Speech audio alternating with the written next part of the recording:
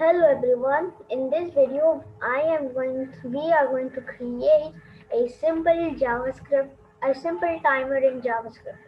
And and the person you see in the camera is my cousin. He used to code, but he forgot. Or maybe he does not like coding. But let's just my hobby. But let's just start first. So I've got my Google open up here, and we're going to go to codepen.io. I can't see myself in this camera. Let me put us over here. Okay, and these are my pens. So let's create a new pen, and let's call this pen why.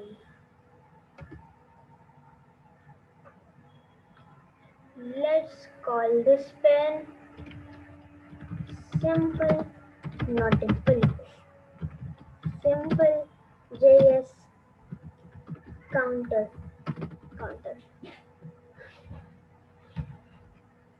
Okay, let's save this now.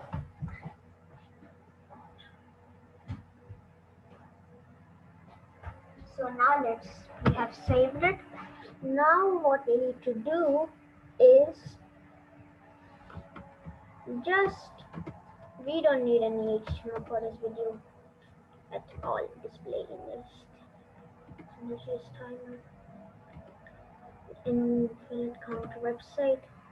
So this is the code that I wrote, and all we need is an h1 ID of number. So let's do that.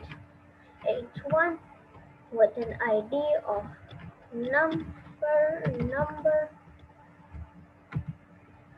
and this will create an emit h1.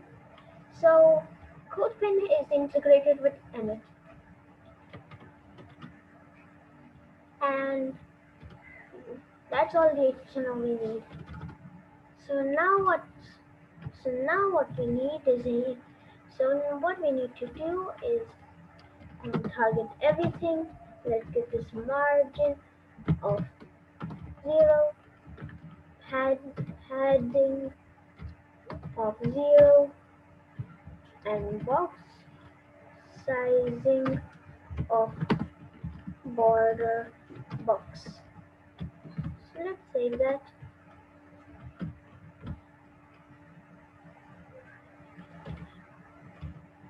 Valid CSS after. Oh. Alright, so now what I'm going to do is basically just paste in all of this code, and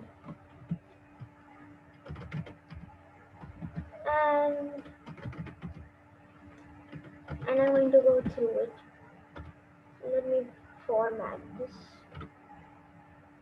so it looks nicer.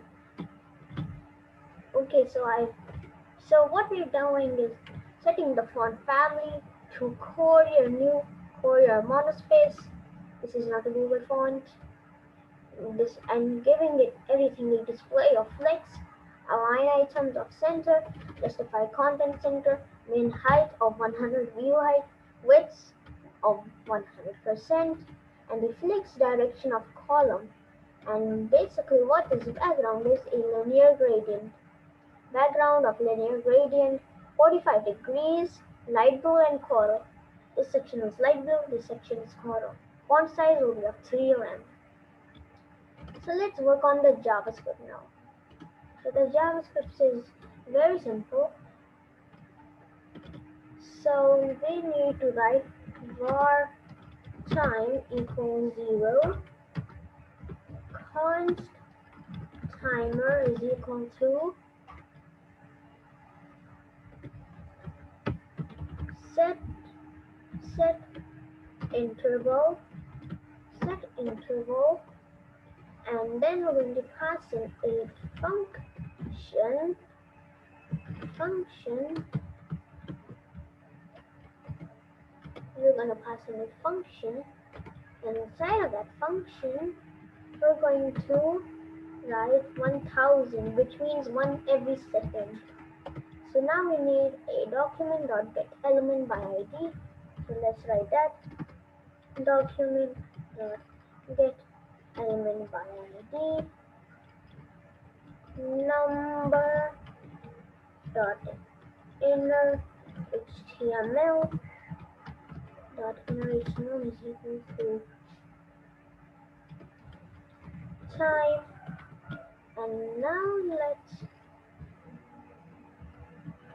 now we have a timer. So let's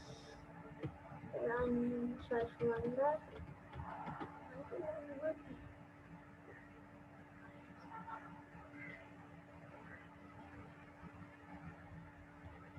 Why is it not working? Let me just copy this line.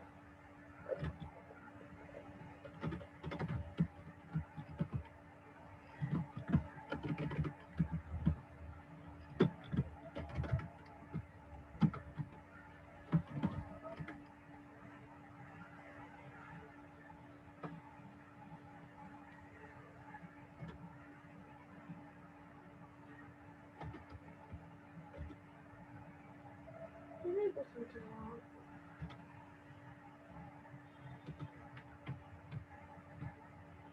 It looks something wrong. Just copy this script. I'm just copying this.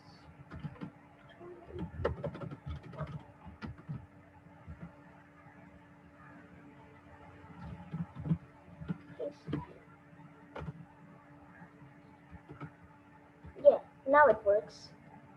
So I just forgot this time plus equals.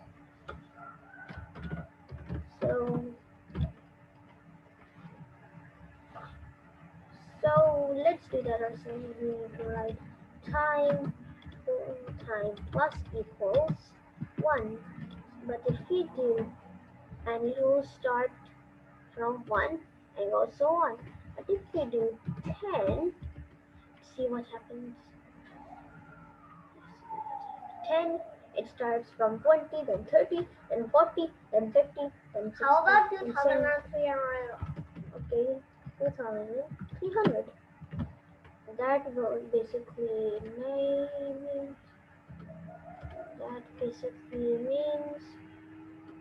it will start multiplying. No, it will no. It will add. Not multiply, it will add. It's adding. But we don't want that. We want 1.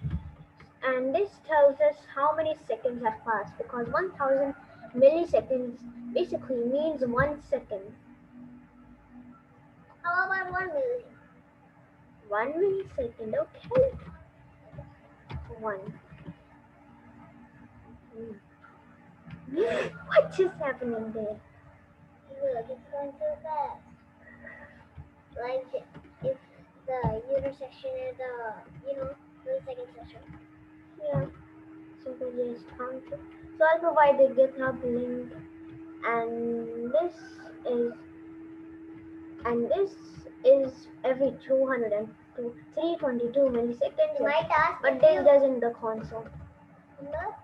Yes. They might ask that why don't you just copy and paste the GitHub link in the comment box? You mean description? I do that. Okay. If this were a live stream, I would still provide it. This is not a live stream anyway. If we do 10,000 milliseconds,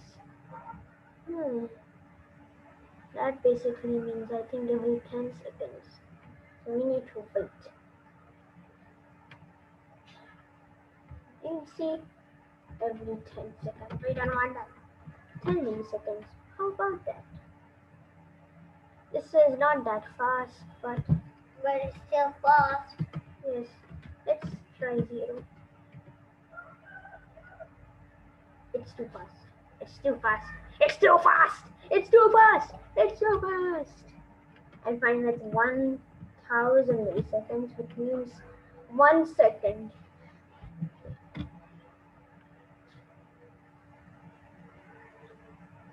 So I'll provide the link in the description below of the GitHub and the code pen.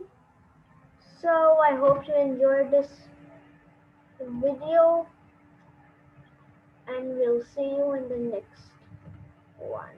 Bye.